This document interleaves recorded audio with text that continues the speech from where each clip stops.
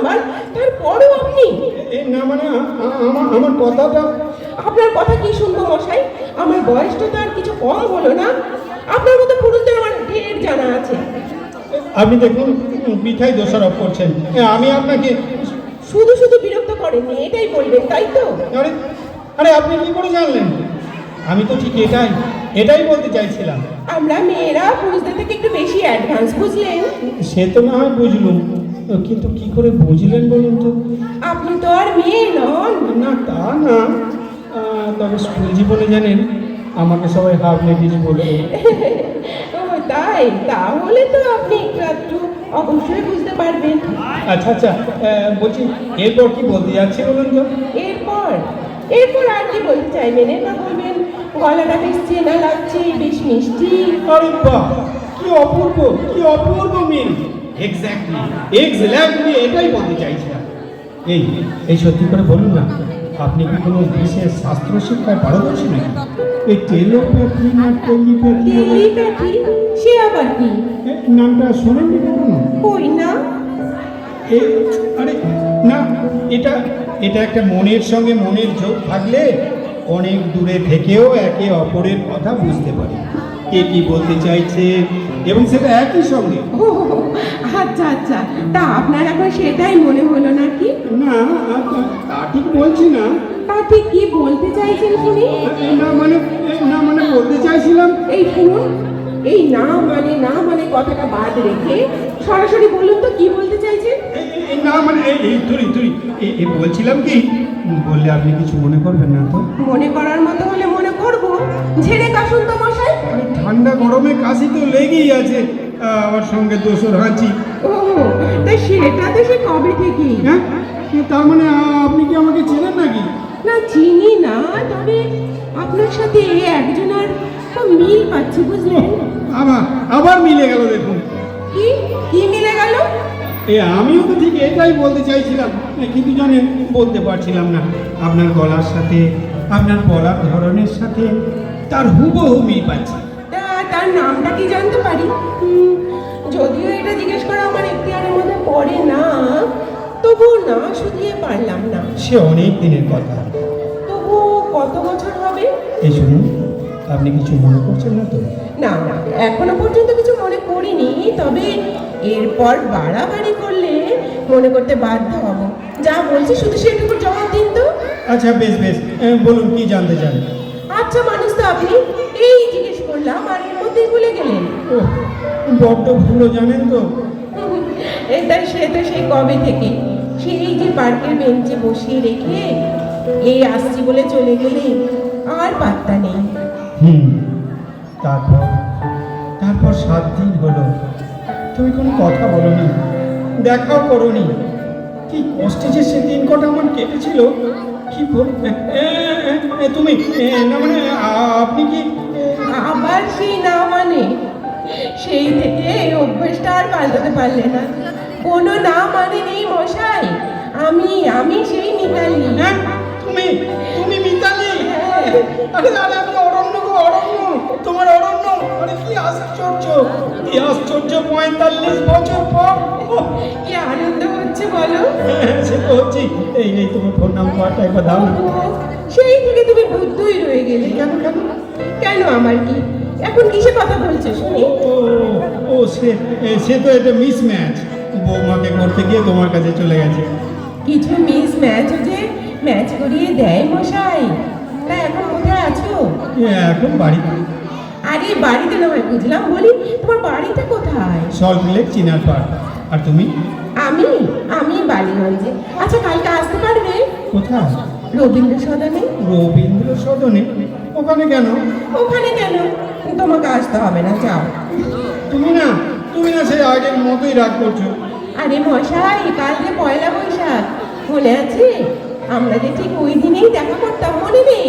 আরে মনে আবার নেই, ওই দিনই তো তোমার সাথে আমার প্রথম দেখা। হ্যাঁ বলি শোনো না, এখন কি সপ্তাহটা শেষ করে ফেলবে নাকি কালকের জন্য কিছু বাকিয়ে রাখবে? এখন একটু কাজ আছে গো, রাখি কেমন? হ্যাঁ আচ্ছা বেশ। কাল বিকেলে ঠিক 5টায় রবীন্দ্র সদনে, মনে থাকবে? ওকে ম্যাডাম, মনে থাকবে।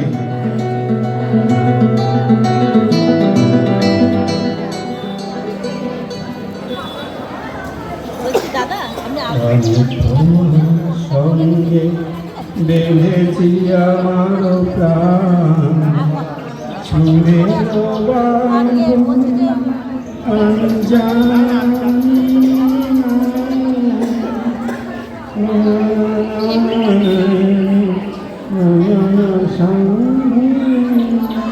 ও 5:05 হয়ে গেল, এখনো এলো না তো।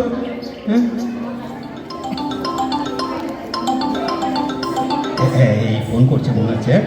হ্যালো, হ্যাঁ, কোথায় তুমি? কখন থেকে অপেক্ষা করছি। আরে আমিও তো অনেকক্ষণ এসেছি, কোথায় আছো বলো তো? আরে একতারা মঞ্চটা আছে না, ওর পিছন দিকটায়। ও আচ্ছা আচ্ছা, ঠিক আছে, ওখানেই দাঁড়াও, হ্যাঁ আমি আসছি। হ্যালো, কই কত সময় লাগে তোমার? এতটাই বুড়ো হয়ে গেলে নাকি?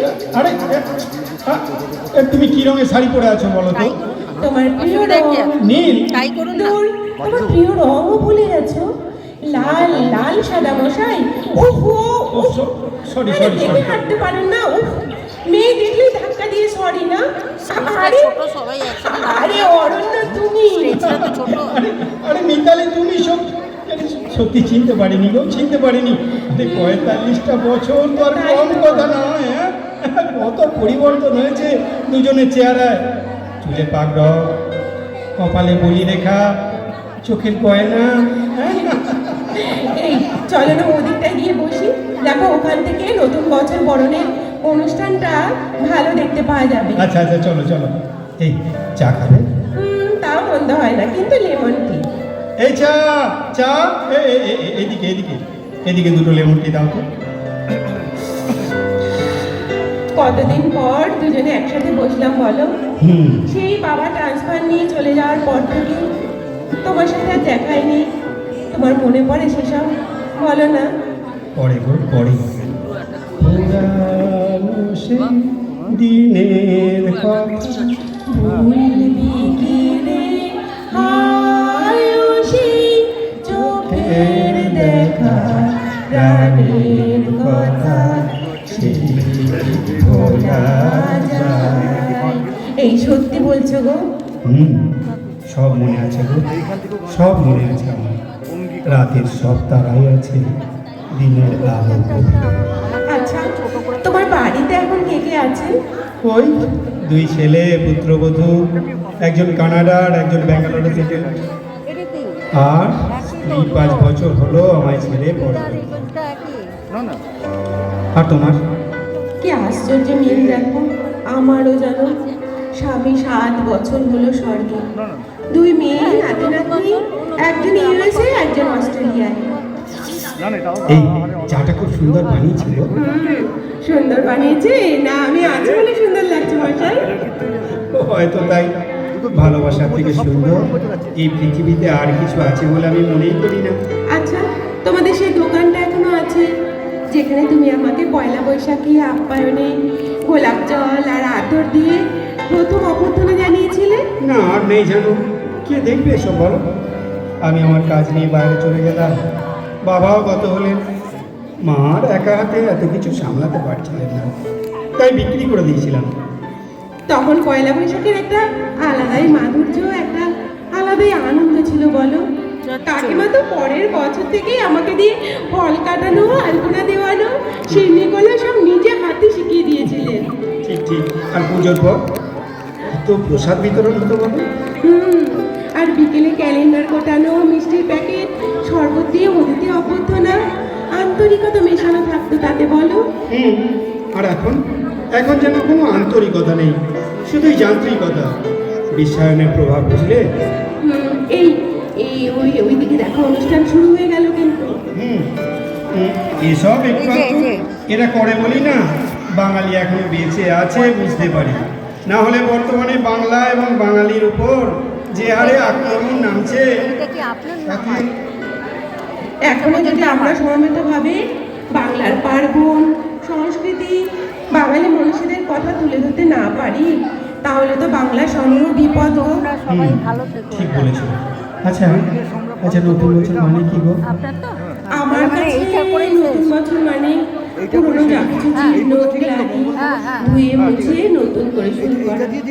আচ্ছা, বলছিলাম আমাদের আবার নতুন করে এই বয়সে এসে সময়টা কম বলছি। তাতে ঠিক ক্ষতি আছে। কি?